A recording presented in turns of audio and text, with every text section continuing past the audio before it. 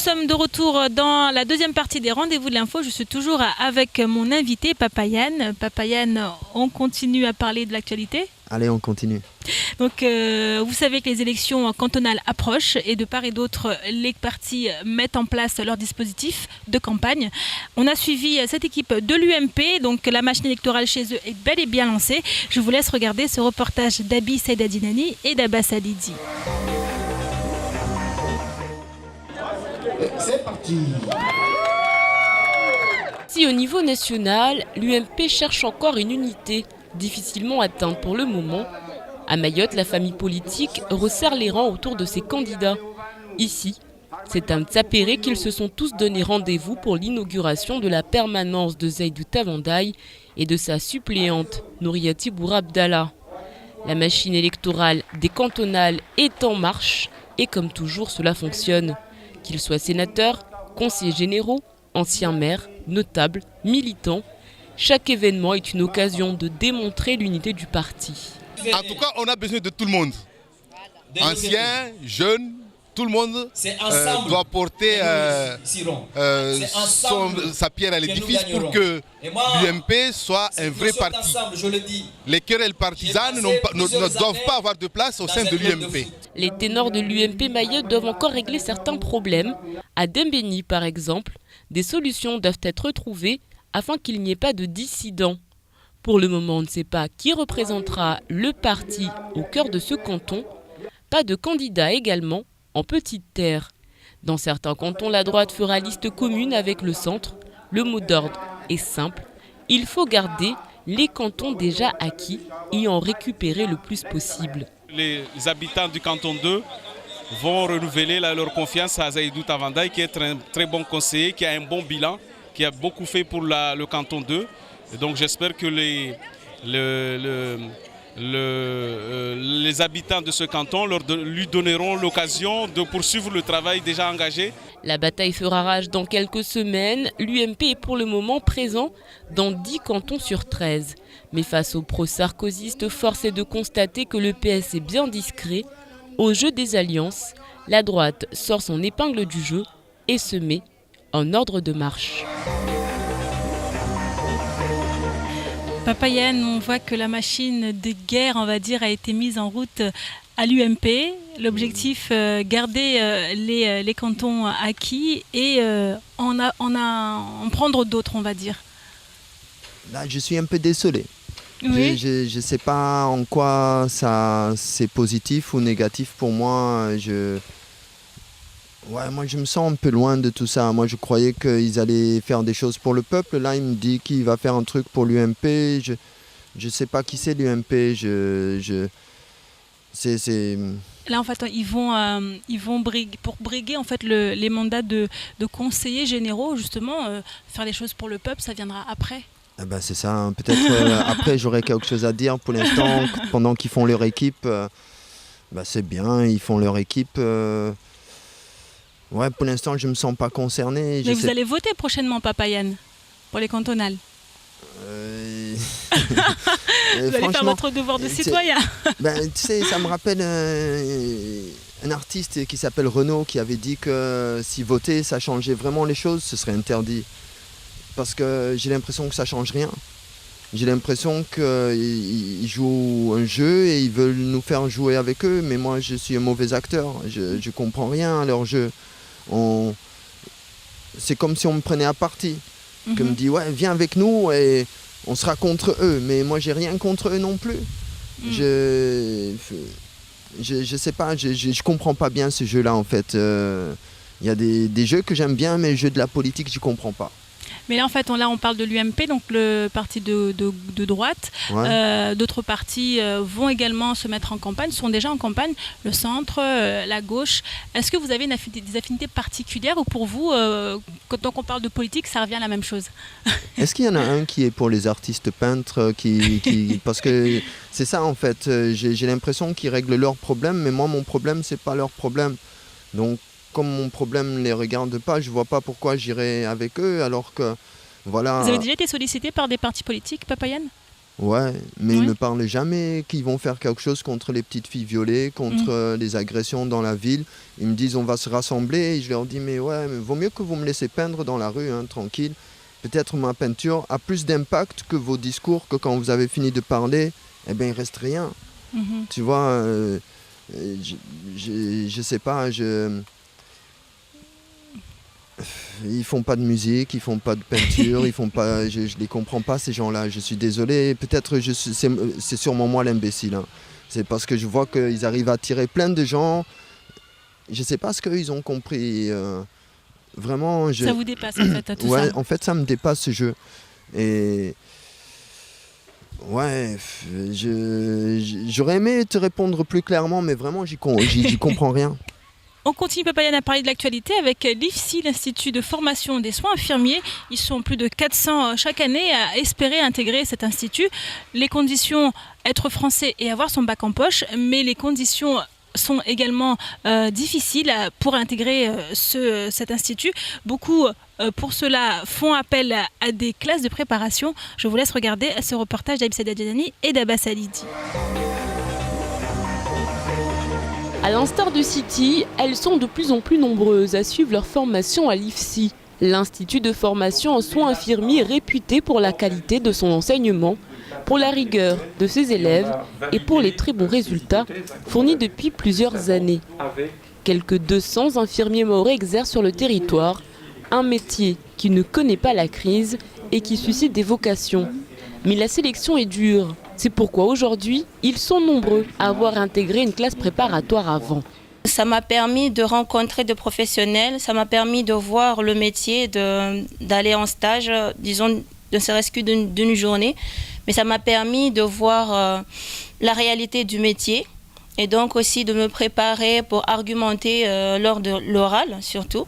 Le dossier d'inscription est à récupérer et à remplir avant la fin de la semaine. Le concours aura lieu le premier samedi du mois d'avril.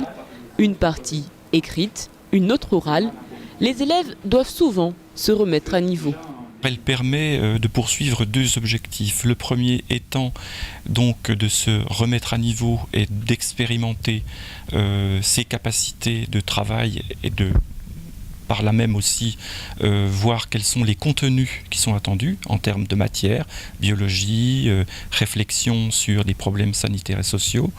Et puis, dans un deuxième objectif, serait donc d'éprouver aussi le projet de rentrer dans l'école de formation.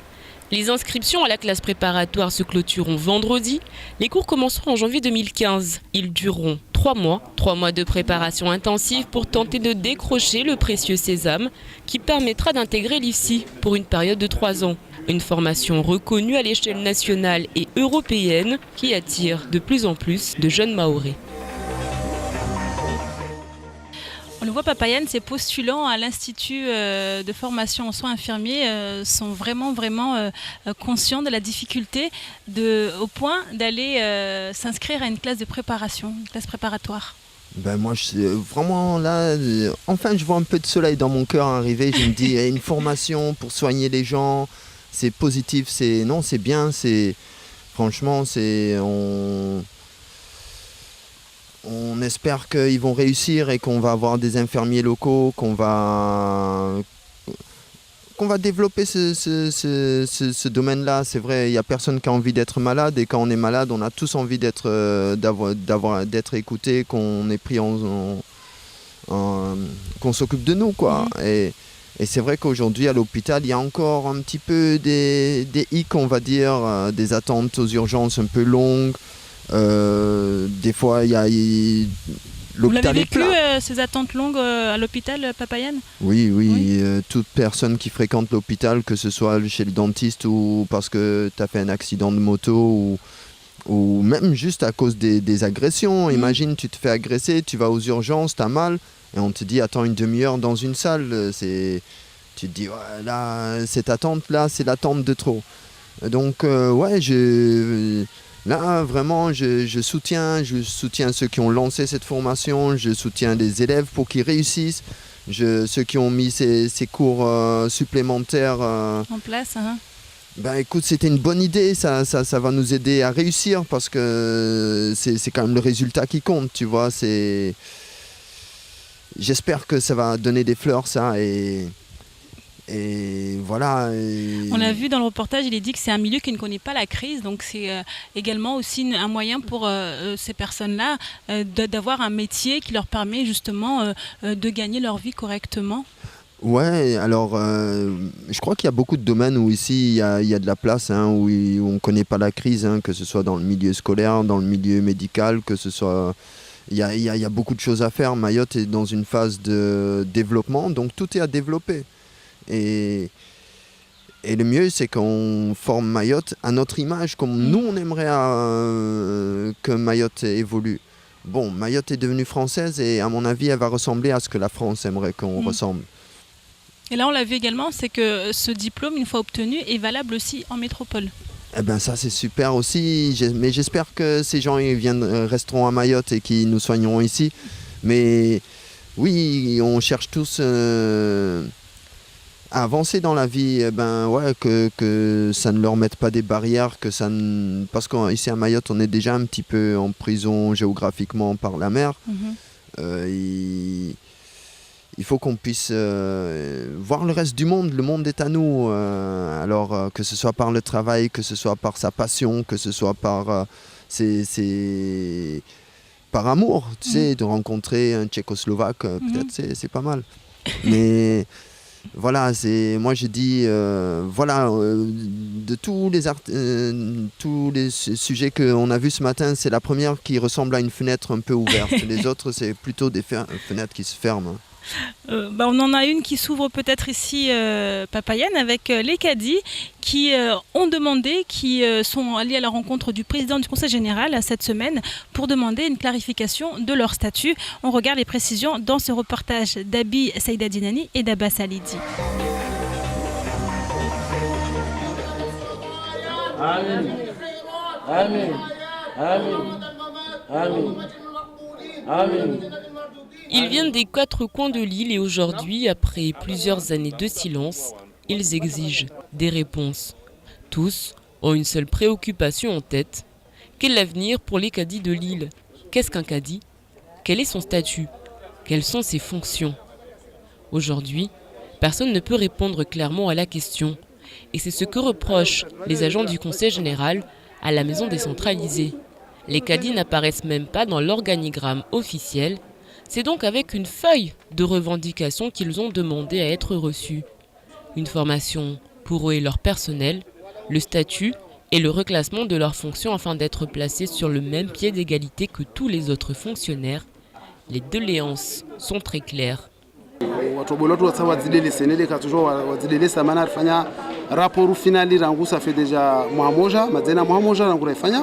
Kawarwa jabu tsoko yotsi de kwa kila neka madepite neka masenatori kwa kila mtu ngomba inde tongo wawela zwani tongo ni dungwenzi yani be kama ile tongo rakwetsa shia sona mana tinta tsoko mama van lorula rangudzana vanhu ba tongo ti greve be tongo ra jarje rojo tongo mbar disheta meso diseteri na ba meso to tsambalia pia o karsuna muhimu obandalo ramenya mana ra korongomba labdar tufanya demi journée par regema hazni hatu be wa banda lokambane tabani sarmone rabuzi president bo regema hazni hatu.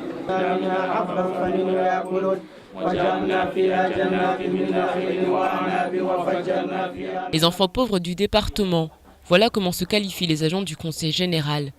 Après plusieurs heures de discussion, les caddies s'estiment satisfaits de l'attention qui leur a été portée. Ils indiquent encore avoir reçu des garanties de Daniel Zaidani. Une réunion devrait être organisée prochainement pour acter tout ce qui a été dit cet après-midi. Papayan, dans le reportage, on voit les caddies qui demandent à être considérés, à avoir justement un statut plus clair et ils se sont pour cela adressés au président du Conseil général. Ben ouais, ils ont raison.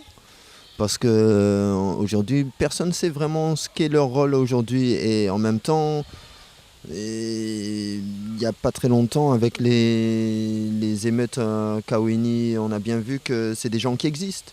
On a fait appel à eux. Donc moi, je crois que, il faut clarifier leur situation. Je ne demande pas qu'ils soient fonctionnaires de la République, mais au moins qu'ils existent et qu'ils savent dans quel domaine ils peuvent agir et dans quel domaine ils ne peuvent pas agir. Et que, ouais, si ça fait partie des particularités de Mayotte, eh ben, raison de plus pour qu'on le conserve, ce poste, et qu'on sache tous un petit peu à quoi Parce il que là, sert. ils existent, on va dire, mais ils ne sont pas visibles, on va dire. On a même les mêmes dits qui ne sont pas dans l'organigramme, ils ne sont nulle part, en fait, dans les papiers. Et justement, c'est ça qui leur pose problème principalement. Bah ouais, je peux comprendre que c'est comme si tu vas à l'école et que tu n'es pas sur la liste des élèves. Et là, tu es vachement embêté, tu sais pas trop est-ce que si tu es à l'école ou si tu n'es pas à l'école. C'est au moins que tu sois répertorié parmi les habitants de Mayotte qui font quelque chose, qui occupent un poste qu'on a besoin ici à Mayotte.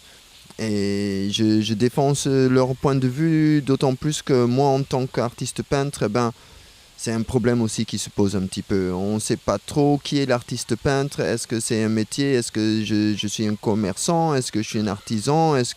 Une redéfinition des statuts, en fait, qu'il faudrait faire pour que chacun puisse justement trouver ses marques et avoir ses repères. Tout simplement comme un concessionnaire de voitures, il sait que lui, son but, c'est de vendre des voitures et pas des croissants. Et que le caddie, il aimerait bien savoir... quel est son rôle exactement et voilà, et sa place et dans quelle mesure, dans quelle direction il peut avancer, quoi. Parce que là, on dirait que c'est une place qui a stagné un petit peu et qui est vouée à s'éteindre, comme il y a des animaux qui disparaissent. Et c'est dommage. C'est dommage. Conservons notre patrimoine, et les caddies font partie de notre patrimoine. On l'aura compris, Papa Yann, pour parler de patrimoine, on parlera également de culture avec cette soirée, la soirée Ama-Hamé, donc une soirée organisée par l'association de la communauté Ama-Hamé de Kaweni, donc une soirée spéciale pour promouvoir la culture comorienne. Je vous laisse regarder ce reportage de Shakila Issouf.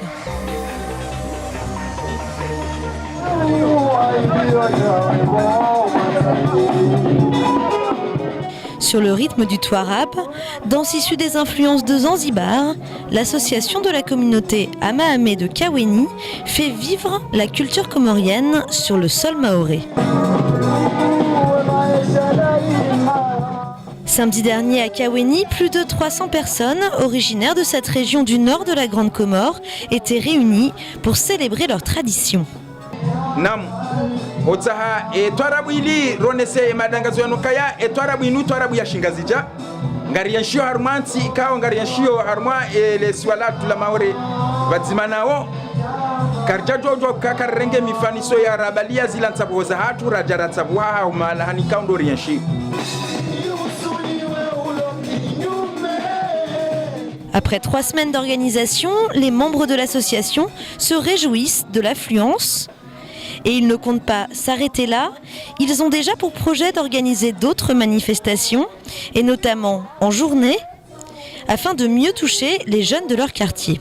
L'association a trouvé hojorambula banu ngejo klinika ilmu ya ho nansa ikao ngwajo ya basa hau bali ya maendeleo ikao kana tsonga ya kena favalu nyingi ezo tabia ikao tokana wizo bana mana angarjone sandu nyingi hojuma basa ngejo kinishi hawa katwa sate na ngarjom parani hama kutajifu hamada anu tena ikao ngajo nesiza rangui joka partir ya 3h hauta hawan wanadamu warambue.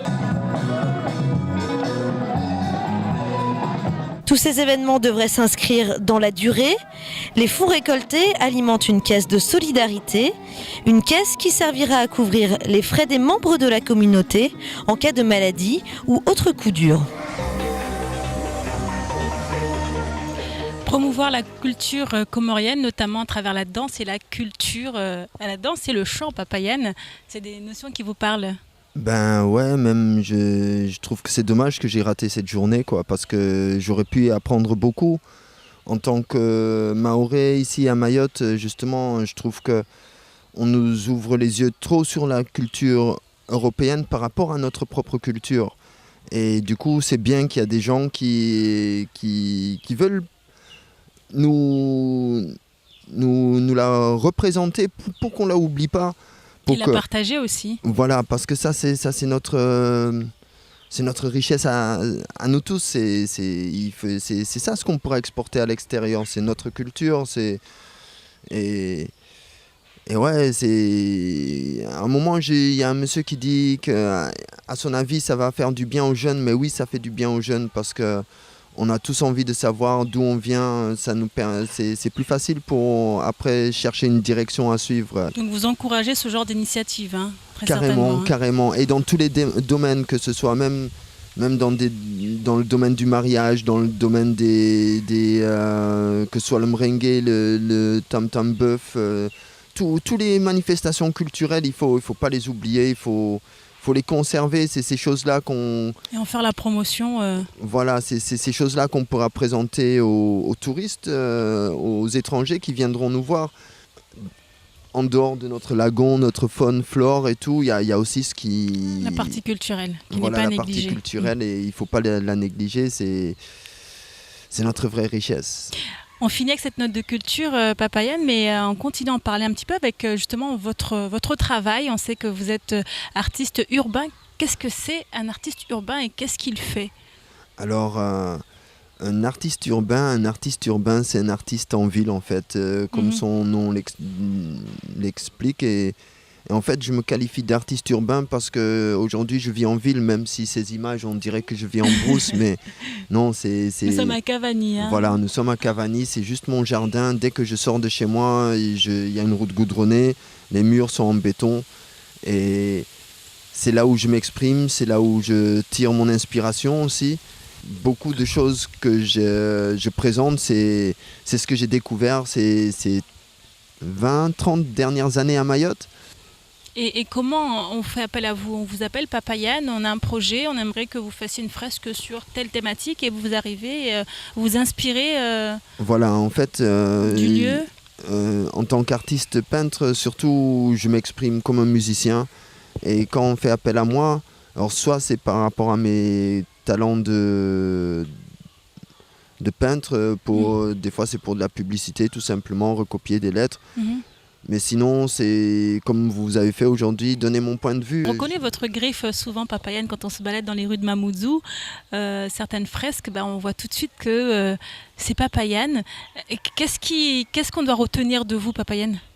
Alors, qu'est-ce qu'on doit retenir de là? Même moi, je suis un peu surpris que j'existe et que j'aimerais montrer une image positive de Mayotte, malgré l'évolution et les côtés néfastes de l'évolution urbaine. Il y a aussi les arts urbains qui sont développés. Et à Mayotte, voilà, il y a Papa Yann qui essaye de combiner son petit patrimoine naturel avec l'arrivée de l'urbanisme à Mayotte, et que j'essaye de faire cohabiter l'urbanisme avec l'art. Avec l'art. Et votre art à vous. Pour que ça reste en harmonie aussi avec notre nouvel environnement. Merci Papa Yann pour toutes ces précisions et merci d'avoir accepté d'être notre invité dans cette émission des Rendez-vous de l'Info. Écoute, le plaisir était pour moi. Revenez quand vous voulez. Et puis, c'est noté.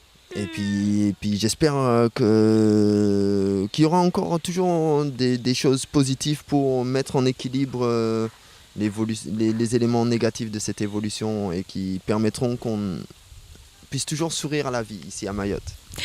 Merci pour ce message positif, Papa Yann. C'est donc ici que s'achève cette émission. Merci à vous de l'avoir suivi. Je vous donne rendez-vous pour un prochain numéro la semaine prochaine dans les Rendez-vous de l'Info, toujours sur KTV.